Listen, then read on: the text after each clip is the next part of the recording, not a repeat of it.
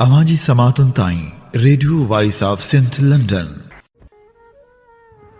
सदड़िया सिरीअ जूं कुह पचारूं कन, जो कात कलाड़िन कढिया त मोटियो पोइ वञनि, पिकूं से पियनि सिर जिनी जा सट में। भलारे बिरदणी जे भलारे बैत सां मुंहिंजी आवाज़ मुसाफ़िर radio voice of Sindh London तां थी दुनिया जी कुंड कुड़छ ताईं जंहिंजे मां ॿुधिजे पियो उन्हनि मिड़नी महिरबाननि खे सिक भरियो सलाम, शाल क़बूल पवे। 10 जुलाई 2025 ख़मीस जे ॾींहुं प्रोग्राम सोच वीचार साण करे आऊं अव्हांजी ख़िदमत में हाज़ुर अव्हां जो पंहिंजो मेज़बान हबीब लगारी। प्रोग्राम जी शुरूआत में अव्हां लाइ इहा ई दुआ त शाल जितो जो सुख सलामती सां हुजो, कॾहिं बि ॾुखियो ॾींहुं न ॾिसो ऐं कॾहिं बि अव्हां जूं मुर्कूं मेरियूं न थियनि। दुनिया जी कुंड कुड़छ में जिते बि रहो सिंध लाइ, सिंध वासियुनि लाइ ऐं दुनिया जे मज़लूम माण्हुनि लाइ चाखोड़ींदा रहो। शाल अव्हांजा ख़्वाब तइबीरनि सां लही सघनि। मुल्क में खंड जो बहरान वधी वियो आहे ऐं अघ कंट्रोल मां निकिरी विया आहिनि। वफ़ाक़ी काबीना 5 लख टन खंड दरामद करण जो हतमी फ़ैसिलो बि करे छॾियो आहे। ख़ुराक जे तहफ़ुज़ वारी वज़ारत मूजिबि खंड जे क़ीमतनि में तवाज़ुन बरक़रार रखण लाइ ही क़दम खंयो वियो आहे। खंड जी दरामद जो तरीक़ो माज़ी खां मुख़्तलिफ़ ऐं बहितर हिकमत अमल जी नुमाइंदगी करे थो। माज़ी में अक्सर खंड जी हथरादो खोट पैदा करे सब्सिडी ते भाड़ियो वेंदो हो। खंड जे दरामद सरकारी शोबे ज़रिए कई वेंदी, उन लाइ सभु इंतज़ाम मुकमल कया विया आहिनि ऐं फ़ौरी तौर ते उन ते अमल दरामद शुरू कयो पियो वञे। वज़ारत ख़ुराक तहफ़ुज़ मूजिबि खंड बरामद करण जो फ़ैसिलो उन वक़्तु कयो वियो हो जॾहिं मुल्क में खंड वाफ़र मिक़दार में मौजूदु हुई। हाणे खंड जे क़ीमतनि में इस्तेहकाम लाइ उनजी दरामद कई पई वञे। यादि रहे त गुज़िरियल साल शुगर डीलर्स हुकूमत खे यकीन ॾियारियो हो त खंड जूं क़ीमतूं मुस्तहकम रहंदियूं ऐं ईंदड़ साल खंड दरामद करण जी ज़रूरत पेश न ईंदी। हुकूमत सां कयल शुगर डीलर्स जा समूरा वाइदा अधूरा रहिजी विया। मार्केट में खंड घटिजण जूं ख़बरूं पखिड़जण लॻियूं त खंड महांगी थी वई। हुकूमत खे क़ीमत मुस्तहकम रखण जे नाले ते खंड दरामद करण जी इजाज़त ॾियण ते मजबूर थियणो पियो।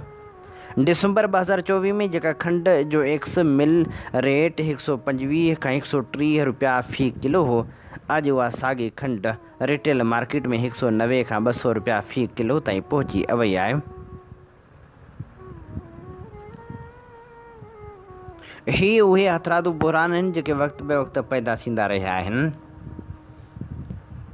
कमंद जो मुनासिब अघ न मिलण ऐं पाणी जी खोड़ जे केतिरनि ई आबादगारनि कमंद जो फसल पोखण छॾे ॾिनो आहे। कमंद जो फसल न थियण जे करे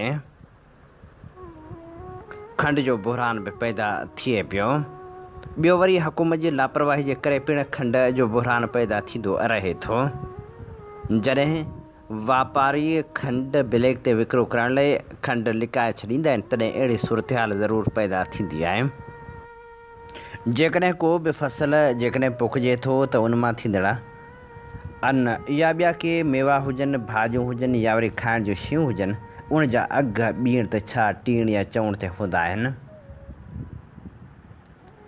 सिंध हुकूमत जिते लापरवाही जो मुज़ाहिरो कंदी रही आहे, उते शुगर केन वारा पिणु लापरवाही जो मुज़ाहिरो कंदा रहिया आहिनि। हाणे ज़रूरत इन ॻाल्हि जी आहे जो हर शइ जा मुनासिब अघ मुक़ररु कया वञनि त जीअं ख़रीदार ख़रीदारी करे सघे ऐं आबादगार खे बि को नुक़सानु न पहुचे। क़तल ऐं ज़्यादतियुनि जा वाक़िआ एॾा वधी विया आहिनि जंहिंजो हाणे त ख़तमु थियण जो को इम्कान ई नज़र नथो अचे। काल वारी अख़बार ते बि जेकॾहिं नज़र डुड़ाइजे त केतिरा ई वाक़िआ रिपोर्ट थियल आहिनि जिन में औरतुनि सां ज़्यादती कई वई ऐं नीगर सां पिणु बदफ़ैली कई वई। मीरपुर ख़ास में नौकिरीअ ॾियारण बहाने औरत सां मुबैना तौर ते ज़्यादती कई वई। इन वाक़े में ज़िले काउंसिल जे मेंबर खे पिणु गिरफ़्तार कयो वियो। जॾहिं त गिरफ़्तार थियल ज़िले काउंसिल जो मेंबर हकीम आरिसर जो चवणु हो त मूंखे सियासी इंतकाम जो निशानो बणाइण लाइ ड्रामो रचायो वियो आहे। जॾहिं त औरत जो चवणु हो त जवाबदार मुकेश मूंखे नौकिरी ॾियारण जे बहाने घुराए कार में वीरान जॻह ते वठी वियो। कार अंदरि मुकेश ऐं हकीम मूंखे ज़्यादती जो निशानो बणायो ऐं धमकियूं ॾिनियूं। ॿिए पासे मलीर में बि नारी खे ब्लैकमेल करे इज्तमाही ज़्यादती जो निशानो बणायो वियो, जंहिंखां पोइ नारी जे ॻोरहारे थियण जो इंकशाफ पिणु साम्हूं आयो आहे, जॾहिं त वाक़े जो केस पिणु दाख़िल कयो वियो आहे। झुॾे में पिणु नीगर सां बदफ़ैली कई वई। जवाबदार खे पुलिस गिरफ़्तार कयो पर थाणे मां ई फ़रार थी वियो। वारसनि पारां एहतिजाजी धरणो हणी जवाबदारनि खे गिरफ़्तार करण जो मुतालबो कयो वियो। झुॾे में नीगर सां बदफ़ैली कई वई, जवाबदार खे गिरफ़्तार कयो वियो पर जवाबदार थाणे मां ई फ़रार थी वियो। वारसनि एहतिजाजी धरणो हणी सख़्तु नारेबाज़ी कई। 10 वरनि जे नीगर खे बदफ़ैली जो निशानो बणाईंदड़ जवाबदार बिलाल इक़बाल राजपूत फ़रार थी वियो। नीगर जे वारसनि ऐं क़ाइमखानी बिरादरी पारां कारोबार बंदि करे मिठी मीरपुरख़ास रोड ते एहतिजाजी धरणो हंयो वियो। हुननि जो मुतालबो हो त असांजे 10 वरनि जे नीगर खे बदफ़ैली जो निशानो बणाईंदड़ जवाबदार ख़िलाफ़ सख़्तु कार्रवाई कई वञे। अवां जी समातुनि ताईं रेडियो वॉइस ऑफ सिंध। हीअं ॿुधी रहिया आहियो radio voice of Sindh London. अवां जी ख़िदमत में प्रोग्राम पेश कयो पियो वञे सोच वीचार जे हिन सफ़र में आऊं अवां सां मुख़ातिब आहियां पंहिंजो मेज़बान हबीब लगारी।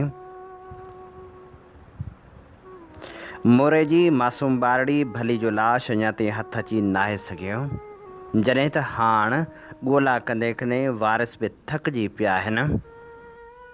मोरे जी मासूम ॿारड़ी भली जे मौत ऐं हुकूमती बेअसीअ ते नौशर फ़िरोज़ सां वास्तो रखंदड़ नामियारो सहाफ़ी मज़हर ख़ासखेली लिखे थो, सिंध में रोज़ानो जेके वाक़िआ जनम वठनि था उन्हनि खे ॾिसी कानून जी ख़ामोशी ॾिसी हाणे सिंध जा माण्हू पंहिंजी हुकूमत मथां आङिरियूं खणनि था। कुझु महीना अॻु सिंधू मथां ठहंदड़ कैनालनि ख़िलाफ़ मोरे शहर में एहतिजाज कंदड़ ॻोठ लगारी बजाराणी जे 2 नौजवाननि ज़ाहिद लेगारी ऐं इरफान लेगारी खे गोलियूं हणी शहीद कयो वियो ऐं उन साॻिए ॾींहं ते मोरे शहर में घरू वज़ीर ज़िया लंजार जे घर खे ॿाहिरि ई साड़ियो वियो हो, जंहिंखां पोइ लाॻीतो ॻोठ लगारी बजाराणी मथां पुलिस जो कड़ो चढ़ियल आहे। हिन ॻोठ अंदरि मुकमल कर्फ्यू वारी सूरत हाल आहे। ॻोठ जे माण्हुनि खे मोरो शहर ॾांहुं मज़दूरी खाद खुराक जो सामान ऐं दवाऊं वठी अचण लाइ बि नथो छॾियो वञे। अहिड़ी सूरत हाल में हिन ॻोठ अंदरि रहंदड़ 22 सालनि जी औरत फज़ीला लगारी बुख ऐं बीमारी खां बेज़ार थी पंहिंजी मासूम न्याणी भली खे खणी पंहिंजो पाण न्याणी समेत सिंधू दरिया जे हवाले करे छॾियो, जंहिंजे लाश खे हिकु ॾींहं खां पोइ संदसि वारसनि पंहिंजी मदद पाण तहत ॻोल्हे दफ़न करे छॾियो। बाक़ी मासूम न्याणी भली जो लाश केतिरा ॾींहं गुज़रण बावजूदि सिंधू दरिया मां लभण जो नालो ई नथो वठे। हीअ समूरी सूरत हाल सिंध हुकूमत खां वठी हेठि नौशर फ़िरोज़ अंदरि वेठल इंतिज़ामिया जे लाइ मामूली ॻाल्हि बणियल आहे, छो त ॿारड़ी भली कंहिं पीपी जे अॻवान या वरी MPA MNA जी धीअ कोन हुई जो सिंध जे मौजूदा वॾे वज़ीर मुराद अली शाह खे ऐं उतां उन तख़्त MPA जे इलेक्शन में बीही मौजूदा सिंध जे अंदरि घरू वज़ीर बणियल ज़िया लंजार जे लाइ परेशानी जो सबबु बणिजे ऐं न वरी इस्लामाबाद में वेठल उन सघारनि धुरियुनि जे लाइ मथे जो सूरु बणिजी सघी आहे, जेके सिंध अंदरि हुकूमतूं ठाहिण डाहिण जा सालनि खां नवां फार्मूला ईजाद कंदा आहिनि। ऐं असांजी सिंध हुकूमत ख़बर न आहे त अलाए कहिड़े कम सां लॻल आहे जो खेनि पंहिंजी सिंध जे हज़ारे माण्हुनि जो दाहूं बि ॿुधण में नथियूं अचनि ऐं सिंध हुकूमत पंहिंजे कननि में कपह विझी छॾी आहे, जंहिंजे करे सिंध जा रहवासी जंहिं पीड़ा ऐं तकलीफ़ जो शिकार आहिनि उन ॻाल्हि खे हिते कुझु लफ़्ज़नि में बयानु नथो करे सघिजे। हिकु तरफ़ मासूम ॿारड़ी भली जो लाश उन लाचार पीउ खे केरु ॻोल्हे नथो ॾे जंहिं पंहिंजी भली खे खेॾण वारा रांदीका कॾहिं वठी त कोन ॾिना, पर हुन खेसि केतिरनि ॾींहंनि खां बुख़ार जी दवा शीशी बि उन करे वठी न ॾिनी जो खेसि कचे मां काठियूं करे मोरे शहर में खणी वञण लाइ उते बीठल पुलिस इहो चई इजाज़त न पई ॾिनी तव्हां ॻोठ लगारी बजाराणी जा ॻोठाणा दहशतगर्द आहियो, ॿीहर मोरो शहर वञी दहशतगर्दी कंदो, इन करे शायदि भली खे भली जी अमड़ बुख़ार खां बचाइण जे लाइ सिंधू दरिया जे हवाले करे छॾियो आहे। उन करे असां जंहिं मुआशिरे में हिन वक़्तु रहूं था उहो मुआशिरो मुकमल तौर ते इंसानियत विञाए चुको आहे। बाक़ी वञी कुझु अहिड़ा माण्हू बचा आहिनि जिन में इंसानियत मिले थी, उहे बि आङिरियुनि ते ॻणण जेतिरा फ़र्द वञी बचा आहिनि। बाक़ी सभु रुॻो ॾिसण जा भला माण्हू आहिनि ऐं अंदर में खोखला ऐं काइर थी विया आहियूं, जंहिं करे असां में ज़ुल्म ख़िलाफ़ु आवाज़ उथारण जी बि सघ नाहे रही। जेकॾहिं असां वटि अहसासु हुजे हा त हिकु मासूम नियाणी भली जो सिंधु दरिया में ॿुॾी वियल लाश हिन वक़्त ताईं ॻोल्हण जे लाइ सिंध हुकूमत खे मजबूर करण जे लाइ ॻोठ लगारी बजाराणी जे ॻोठाण जो साथ ॾेई सिंध अंदरि मौजूदा वक़्त जी हुकूमत खे इहो अहसासु ॾियारण लाइ पंहिंजे पंहिंजे हिसे जो एहतिजाज नोट करायूं हा, पर असां ईअं न आहियूं करे सघिया।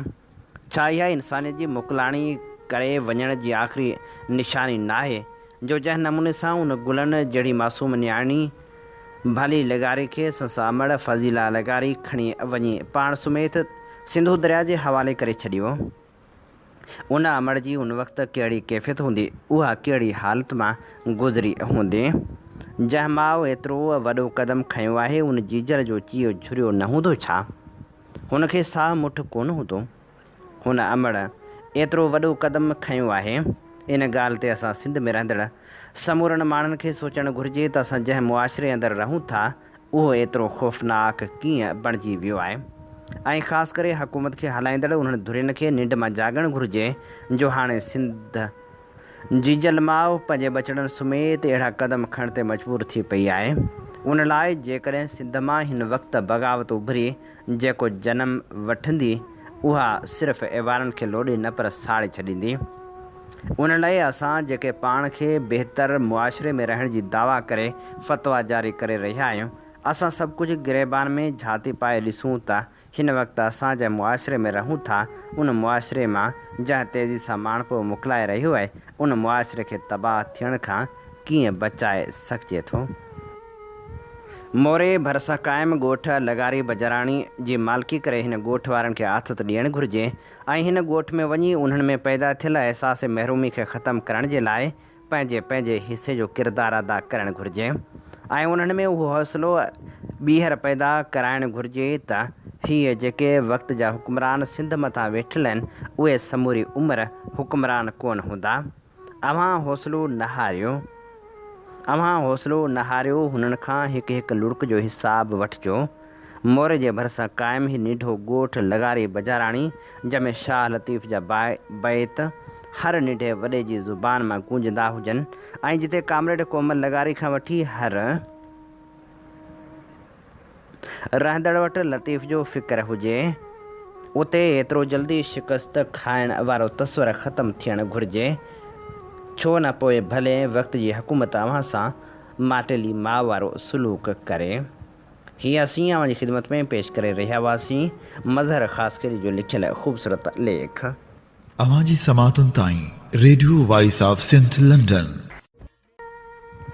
हीअं ॿुधी रहिया आहियो radio voice of Sindh London. अव्हां जी ख़िदमत में प्रोग्राम पेश कयो पियो वञे सोच वीचार जे हिन सफ़र में आऊं अव्हां सां मुखातिब आहियां पंहिंजो मेज़बान हबीब लगारी।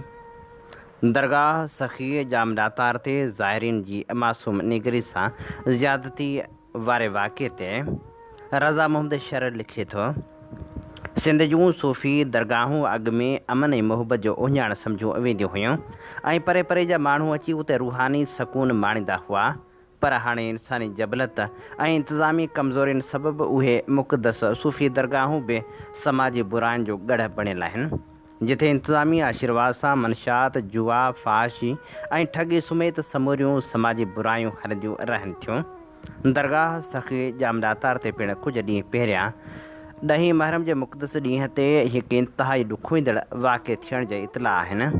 दरगाह सखी जामदातार न सिर्फ़ु शहीद बेनज़ीराबाद ज़िले पर सिंध जे वॾियुनि दरगाहनि में शुमार थिए थी, जिते रोज़ानो सवें अक़ीदतमंद मोहबत ऐं ज़हनी सकून लाइ ईंदा रहनि था, पर इंतिज़ामी लापरवाही ऐं बदमाश माण्हुनि जी मन मस्ती सबबि हिन दरगाह ते बुराइनि जा वाक़िया ॾींहों ॾींहुं वधी रहिया आहिनि। गुज़िरियल 10 मुहर्रम ते पिणु दरगाह ते आयल दादू ज़िले जे सवाली ज़ाहिरीन जी मासूम ॿारड़ी सां ज़्यादती थियण जो मुबैना वाक़ियो पेश आयो, जंहिंमें हिकु 10 सालनि जी मासूम ॿारड़ी सां हिकु शख़्स दरगाह में ज़बरदस्ती ज़्यादती करण जी कोशिशि कई।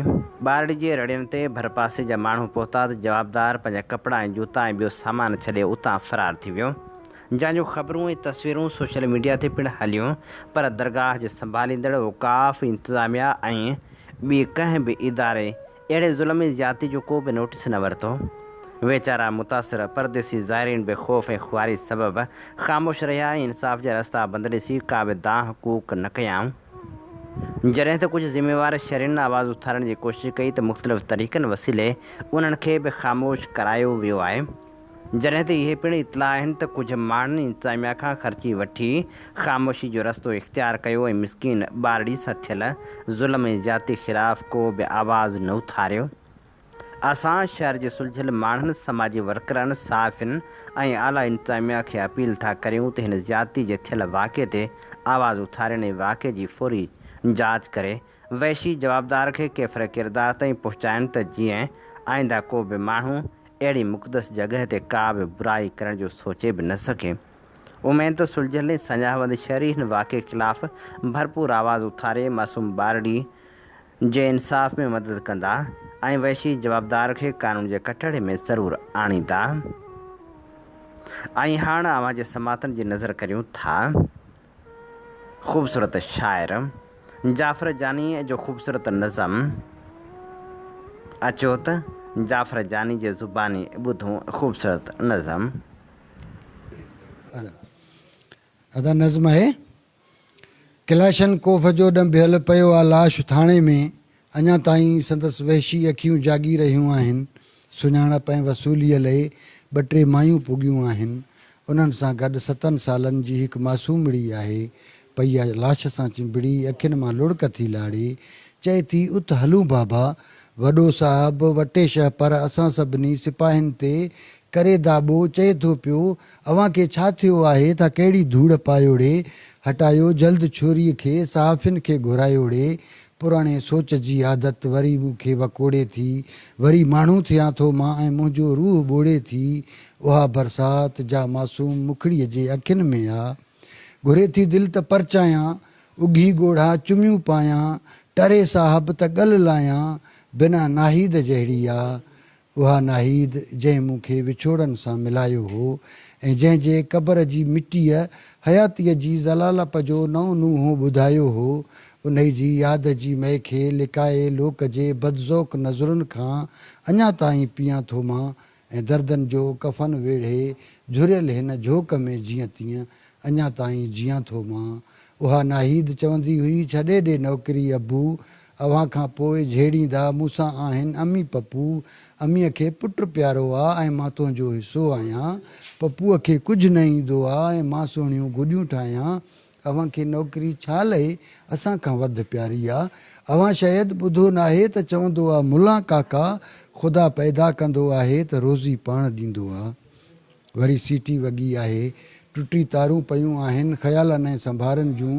ही मुंहिंजी बेवसी जागी, अलाए जे बेहिसी जागी। पियो सोचां त पंहिंजे लाइ सोचणु बेवकूफ़ी आहे। असां पारनि जी क़िस्मत आहे त घर लाइ तेल थियणो आहे। वञी ॿीहर ॿरणु घुरिजे, नई ड्यूटी करणु घुरिजे। पराई पितकिड़ीअ जे प्यार में अटकी बिना मासूम ख़्वाहिश लाइ विझां छो पाण ॿूहे में। मां सरकारी ग़ुलाम आहियां ऐं हिन मासूम मुखड़ीअ जी समाजी हैसियत छा आहे। खणी नाहीद जहिड़ी आहे मगर धाड़ेल जी धीउ आहे। महिरबानी। Radio voice of Sindh London तां अव्हांजी ख़िदमत में प्रोग्राम पेश कयो पियो वञे सोच वीचार जे हिन सफ़र में आऊं अव्हां सां मुखातिब आहियां पंहिंजो मेज़बान हबीब लगारी। साईं मुंहिंजा बरसातूं बि मथां जी पहुतियूं आहिनि, पर जेकॾहिं ॾिसूं त बरसातनि जे हवाले सां का तयारी बि कोन्हे। सिंध जा संजाहवंद तोड़े जो ज़रई माहिर ऐं पाणीअ वारनि मामलनि जा माहिर मुसलसल ख़बरदार कंदा पिया अचनि। चौमासी जा चैलेंज, इब्तदाई नुक़सान ऐं ॿोड़ जा वधंदड़ ख़तरा जे उनवान हेठि मोहम्मद अहसान लगारी लिखे थो 2025 जे चौमासी शुरू थियण जे सिर्फ़ 10 ॾींहनि अंदरि सिंध सूबे में बरसाति सबबि पेश ईंदड़ वाक़िअनि में 16 माण्हुनि जे मरण जी अफ़सोसनाक रिपोर्ट साम्हूं आई। उन्हनि ॾींहनि में मुल्की सतह ते फ़ौतियुनि जो अंगु 72 थी वियो। उहे इब्तदाई जानियुनि जो नुक़सानु, अणॼाणायल ज़ख़्मी ऐं मिल्कियतनि खे रसियल चीहो सूबे जे मुनसून जी तयारी ऐं जवाबी कार्रवाई में अहम चैलेंज खे निर्वार करे थो। ख़ासि करे ईंदड़ वक़्त में ॻुथियल शहरनि ऐं इलाइक़नि में वधीक नुक़सानु थी सघे थो। हिन साल चौमासी जी मौसम 26-27 जून ते शुरू थी। पाकिस्तान मौसमियाती डिपार्टमेंट PMD सिंध लाइ विचथरी चौमासी जी अगकथी कई आहे। उत्तर सिंध जंहिंमें घोटकी, सखर, लाड़काणो, शिकारपुर, कंबर, शहदादकोट, जैकमाबाद, कश्मीर ऐं दादू जहिड़ा ज़िला शामिल आहिनि। ख़ासि तौर ते जुलाई जे आख़िर में मामूल खां वधीक बरसाति पवंदी, जॾहिं त लोअर सिंध या लाड़ जंहिंमें कराची, हैदराबाद, ठठो, बदीन ऐं मिरपुर ख़ासि शामिल आहिनि में मामूल या मामूल खां थोरी वधीक बरसाति पवण जो इम्कानु आहे, जंहिंसां शहरी ॿोड़ जो ख़तरो वधी वियो आहे। ख़ासि तौर ते कराची जहिड़नि इलाइक़नि में शहरी ॿोड़ जा इम्कान नज़र अचनि था। अहिड़नि अॻुवाट ख़तरनि खे मुंहुं ॾियण लाइ नेशनल डिज़ास्टर मैनेजमेंट अथॉरिटी हर साल नेशनल मॉनसून कंटिंजेंसी प्लान तयारु करे थी। हिन साल पिणु 2025 लाइ प्लान जुड़ियल आहे। हीअ जामे दस्तावेज़ समूरनि वफ़ाक़ी ऐं सूबाई स्टेक होल्डर या वास्तेदार धुरियुनि सां गॾिजी तयारु कयो वियो आहे, जंहिंमें हर सूबे जहिड़ोक सिंध जे मॉनसून कंटिंजेंसी प्लान पिणु शामिलु आहे। उनजो बुनियादी मक़सदु मुल्की चौमासे सां लाॻापियल हंगामी हालतुनि या एमरजेंसी लाइ तयारी ऐं जवाबी हिदायतूं तयारु करणु आहे, जंहिंसां ॿोड़ जहिड़ियुनि हालतुनि ऐं ॿियनि एमरजेंसियुनि लाइ अॻुवाट तयारी ऐं मुसर जवाबी कार्रवाई यकीनी बणाए सघिजे। हीअ प्लान पाकिस्तान जे आफ़तनि जे मंज़रनामे जी जामे सम्झ ते ॿधलु आहे, जंहिंमें तारीख़ी लाड़ा, सबक़, उभरंदड़ मौसमी अगकथियूं ऐं दस्तियाब वसीलनि जी ताज़ा तरीन फ़हिरिस्त शामिल आहे। उन करे सिंध जो मख़सूस मॉनसून कंटिंजेंसी प्लान हिन वसीह क़ौमी फ्रेम वर्क जो हिकु लाज़मी जुज़ो आहे, जेको सूबाई कोशिशनि खे आफ़तनि जे इंतज़ाम लाइ मरबूत तरीक़े खे अपनाईंदे क़ौमी हिदायतुनि सां हमआहंग करे थो। सिंध जो प्लान सूबाई ख़तरनि जी तफ़सीली सम्झ ऐं ॼाण खे ज़ाहिर करे थो। उन में सिंध जे वॾनि शहरनि जी मजमूई तौर ते 309 हेठाहीं इलाइक़नि जी सुञाणप थियल आहे, जिते मीहोगी ॿूॾ जहिड़ी सूरतहाल पैदा करे सघिजे थी। उन अॻुवाट ॾिसियल इलाइक़े मां सिर्फ़ु कराची में 198 ख़तरे वारा हंध आहिनि, जंहिंखां पोइ हैदराबाद 45 ऐं सखर 27 अचनि था। हिन प्लान में दरियाही ॿोड़ जे करे वसंदियुनि ऐं घरनि खे थींदड़ नुक़सान जो अंदाज़ो लॻायो वियो आहे, जंहिंमें ख़ासि तौरु 53,104 ख़ानदान ऐं इज़ाफ़ी तौरु 1,52,293 ख़ानदाननि जे मुतासिर थियण जो इम्कानु ज़ाहिर कयो वियो आहे। हिन प्लान जो हिकु अहम जाइज़ो सिंध सूबाई डिज़ास्टर मैनेजमेंट अथॉरिटी जे स्टॉक में ज़रूरी गैर ग़िज़ाई इमदादी शयुनि या नॉन फूड आइटम्स में अहम मिक़दार जी घटिताई ज़ाहिर करे थो। हीअ अंग अखर जो 2025 में जुड़ियल प्लान मुताबिक़ आहिनि। उन्हनि घटिताइनि में शामिल आहिनि पथरणियूं या तॾा, घटिताई बाद 84,485 मौजूदा बमुक़ाबिला 2,05,397 घुर्बल, पाणी जा कूलर 10, 1,94,883 जी घटिताई 10,514 मौजूद बमुक़ाबिला 2,05,397 घुर्बल, सफ़ाई सुथराई जो किटूं 1,83,876 जी घटिताई 21,521 मौजूद बमुक़ाबिला 2,05,397 घुर्बल, पाणी जा कूलर 10 लीटर 1,94,883 जी घटिताई मौजूद बमुक़ाबिला 2,05,397 घुर्बल, सफ़ाई सुथराई जूं किटूं 1,83,876 जी घटिताई 21,521 मौजूद बमुक़ाबिला 2,05,397 घुर्बल, राशन जा सिट 1,64,848 जी घटिताई 40,549 मौजूद बमुक़ाबला 397 खां 205 घुर्बल। सभ खां अहम ॻाल्हि इहा आहे त राशन बैग्स लाइ मनसूबे में वाज़े तौर ते चयो वियो आहे त घुर्बल 2,05,393 घुर्बल ज़रूरत पवण ते ख़रीद कया वेंदा, जेको हिकु बुनियादी इंसानी ज़रूरत लाइ अॻुवाट जे बदिरां रद्दअमल वारे तरीक़े खे ज़ाहिर करे थो। असां 2022 वारनि बोर्डनि में ॾिठो त ज़िले इंतिज़ामिया उन ॾिस में तमामु घणी कमज़ोरी ॾेखारी। ज़रूरतमंदनि ताईं शयूं वक़्ताइतियूं पहुची न सघियूं। मक़ामी सियासी माण्हुनि जे तरजीहनि उन विरासत खे घणो दाग़दार करे छॾियो। सूबे वटि 572 डिवाटरिंग यानी पाणी कढण वारा पंप हुजण जी रिपोर्ट ऐं सिंध हुकूमत जे नाणे खाते पारां मौसमी ख़तरनि सां वेहण ऐं इमदादी ज़रूरतनि खे पूरो करण लाइ 1 अरब रुपया अॻुवाट मुख़्तस थियण बावजूदि हिन वक़्त ताईं नुक़सान ॾींदड़ चौमासी जी शुरूआति इहो ज़ाहिर करे थी त जेके चैलेंज आॾो आहिनि उन लाइ माली घुरिजूं ऐं इदारती सलाहियतूं अञा बि वधी सघनि थियूं। सम्झण जी ज़रूरत आहे त चौमासे जी मुंद अची चुकी आहे। उन करे उन सां लाॻापियल पूरे इदारती निज़ाम खे होशियारु करणो पवंदो। ईअं न थिए जो बचाव जे क़दमनि जे अमल दरामद में घटिताई ज़ाहिर थिए। असांखे मिसाल तौर तूफ़ानी पाणी या तेज़ मींहं जे करे शहरनि में ॿोॾ पैदा कंदड़ पाणी जे निकाले नालियुनि ऐं गटरनि खे साफ़ करण ऐं कब्ज़े खे ख़तमु करणु, जेके ज़िले डिज़ास्टर मैनेजमेंट अथॉरिटीज़ खे मॉनसून शुरू थियण खां अॻु यकीनी बणाइण जी हिदायत कई वई हुई, जहिड़ा कम नज़र अचणु खपनि। हिकु क़ाबिल ज़िक्र क़दम जेतोणीकि हिन वक़्तु निढे पैमाने ते ऐं गैर सरकारी तनज़ीमनि पारां खंयो वियो आहे, उहो खैरपुर में माल्टीज़र इंटरनेशनल ऐं सिंध रूरल सपोर्ट ऑर्गेनाइज़ेशन जहिड़ियुनि तनज़ीमनि पारां मथान ॿोॾ खे मुंहुं ॾींदड़ माल जे थलनि या पनाह गाहनि जी तइमीर आहे। पंहिंजनि जानदारनि खे बचाइण जो ही अॻुवाट तरीक़ो, जंहिंखे हारी अक्सर पंहिंजे जेरे बैंक चवंदा आहिनि, मॉनसून कॉन्टीजेंसी प्लान अंदरि हुकूमत जे वसी ज़रई ऐं मुआशी तहफ़ुज़ वारी हिकमत अमली में हिकु ख़ाल खे उजागर करे थो। ऊचा थल्हा सिंध जे बहिराड़ियुनि सामूंडी पटी ऐं लाड़ ज़िंदगियूं बचाईंदड़ मिल्कियतनि खे महफ़ूज़ कंदड़ अॾावतूं थी सघनि थियूं। बांग्लादेश जो तजर्बो उन ॾिस में अहम आहे।